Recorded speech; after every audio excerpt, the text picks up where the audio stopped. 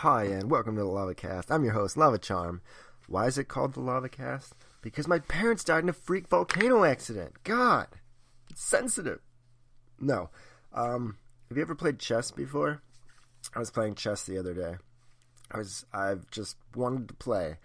I was talking to this girl, and she thinks Superman is better than Batman. And obviously I would say Batman's better than Superman because Batman's cooler.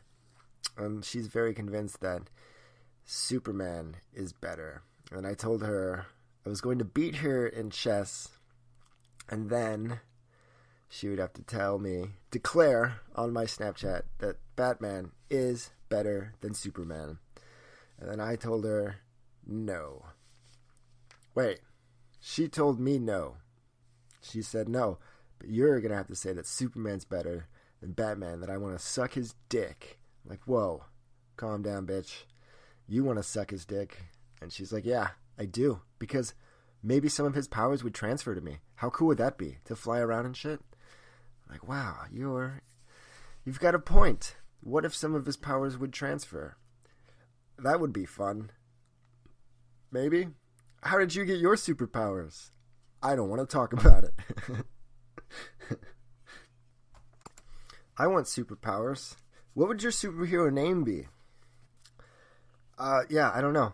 I'd want an enchanted sketchbook, and with this sketchbook, the sketchbook would be bound to me, like it could always come back to me. Like I could throw it, like Captain America's shield, or maybe Thor's hammer.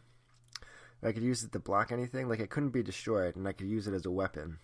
Or I could fly on it like a Nimbus cloud, like Goku has that Nimbus cloud. And then I thought that so I'm pretty good at drawing. I like drawing, and I thought I could draw stuff in there, and then that would just like appear or whatever. But it couldn't be that simple. Like they'd have to be like detailed blueprint type drawings to have it broken down. Like I could have a giant mechanical robot monster, but it would probably take up the entire book, and it's only got a limited number of pages I could use. And a giant robot monster would be like all of those pages, and that'd be finely detailed, or else it wouldn't work. And if I got it wrong, it wouldn't work. So I'd have to just like break down what essentially I would need. What would I need? What? I don't know. I'd have to think about it more. But I thought that was a good idea. Have you ever seen Pete Holmes' Batman vs. Superman meetup thing that he did? That was so funny. I'd recommend it. I was a boy. Now I'm a bat. Anyway, he's got another one. You gotta watch his YouTube channel where he's playing like James Bond. It's like James Bond's a lightweight. And he was playing the actor playing James Bond, and they kept having to do retakes, but he was just drinking real booze, and so he kept getting drunker and drunker, and then he couldn't do any of the lines right. It was hilarious.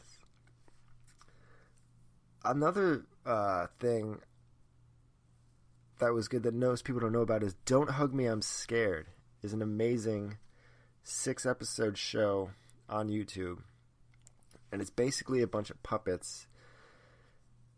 And it's set up like a kid's show with a bunch of puppets like Sesame Street. And every episode they start off trying to like learn a new thing. And then it slowly turns into a nightmare. Like it starts off sweet and innocent, and then everyone turns into like a complete nightmare. And it's great, and there's songs, and it's amazing. I don't know how else to describe it, just that you have to watch it. And the other one was called, I think it was on Adult Swim, made it, and it's called Too Many Cooks, and it starts off like a 60s or 70s heartfelt sitcom with like the entrance, the beginning music, and like introduction of everyone's character, but it goes on forever. Like it doesn't stop. Like it's a non-stop intro to a TV show, and with non-stop new people being introduced. And it's pretty like what the fuck is this? It's intriguing and disturbing and scary and fun at the same time. All those things. Have you ever got something stuck in your butt? No? I've actually talked to a couple different X-ray technicians. And these chicks, obviously my first question was, how many times do people get things stuck in their butt? And she's like, surprisingly, a lot. They're embarrassed. They got overambitious, and they lost their thing in their butt. And going to the doctor is usually the last ditch effort before they're like, I cannot get this thing out of me. Fuck. And it did happen to me, but I did not have to go to the doctor because I got it out. That was a night of too many alcohols and too much edging. And then I got carried away. I had to call off work the next day too. But with some ingenuity and some MacGyvering, with some hose and a 2-liter bottle of water, I was able to get it free.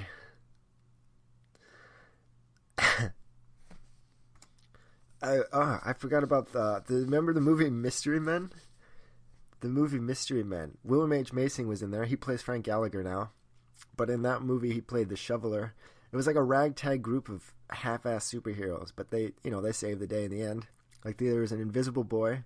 But he could only be invisible as long as no one was looking. I'm a Mr. Furious. He got really angry. The bowler lady. That was a pretty good superhero movie. I don't know what else I had for that. Oh, if I was in that movie, I'd be like super sketchman or whatever with my sketchbook. But I figured that I'd be on the team because the sketchbook, I was good at fighting with it as a weapon. But throughout the whole movie, I'd be working on the blueprint drawing for the one item that I could use at the end when when the crunch, when the time came. It was like the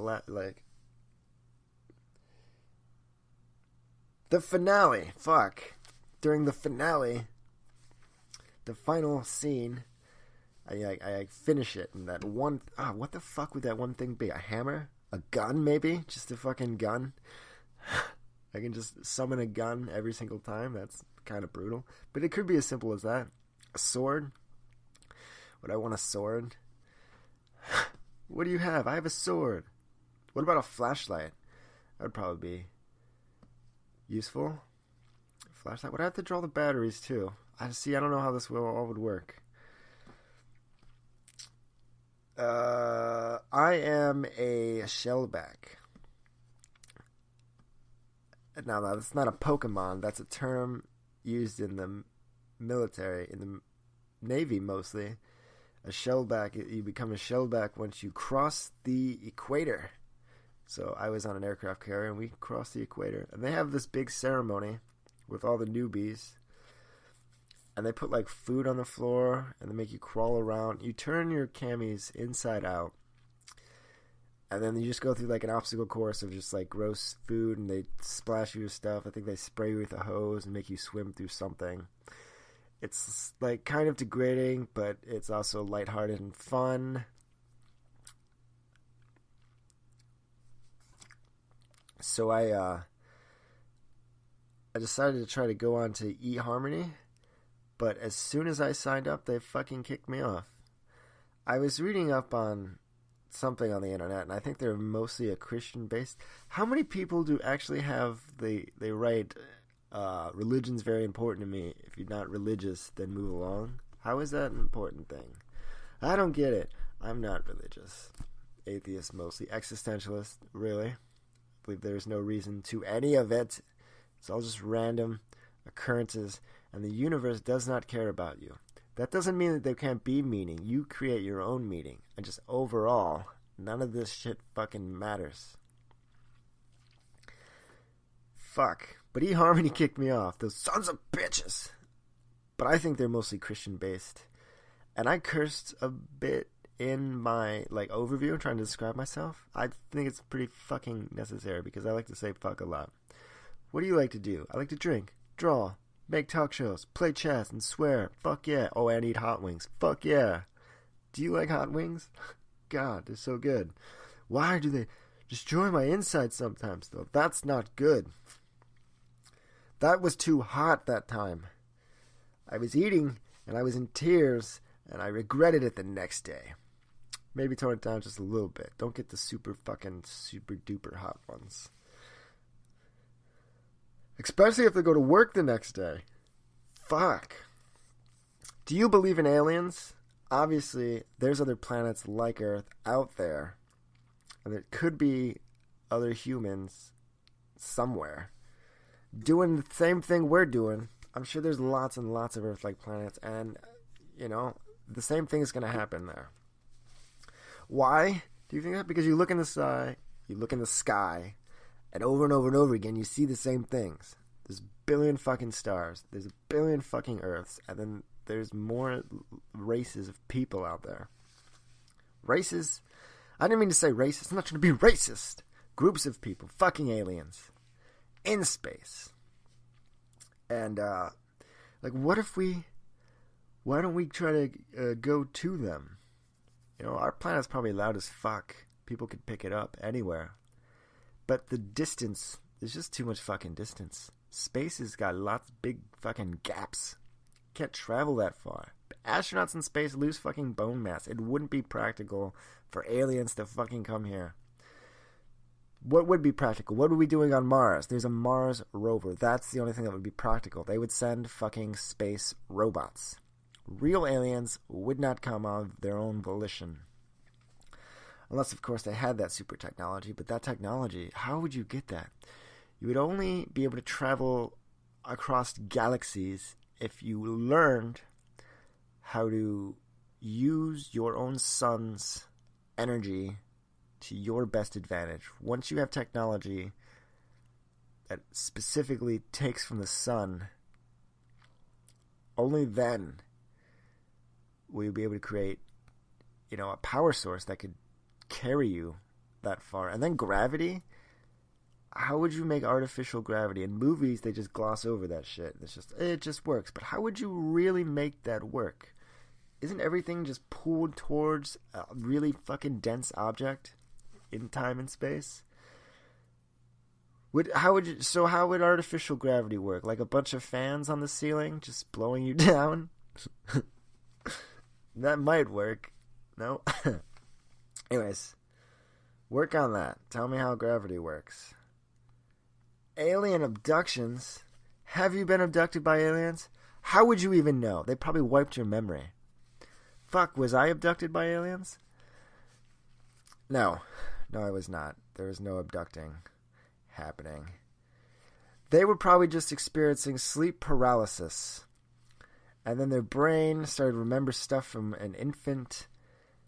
And infants, when crying, if they stop crying, it's usually because they're just imagining the parents being in the room in there and standing above them. And this is most likely the one memory your mind goes back to comfort you. And as a child, you don't have a bunch of words or ideas to describe things. And from that certain angle of laying down in your crib and looking up, your mom and dad appear like people describe the aliens that appear over them. And then they just create this false memory is all you do. Do you know how many false memories you create? A lot. I created one today where I swear to God I brought my drink with me inside. I'm like, I remember carrying this fucking thing upstairs. But it wasn't. It was another memory. It was an old memory because I left it outside. That shit happens all the time. And that's all the time I have.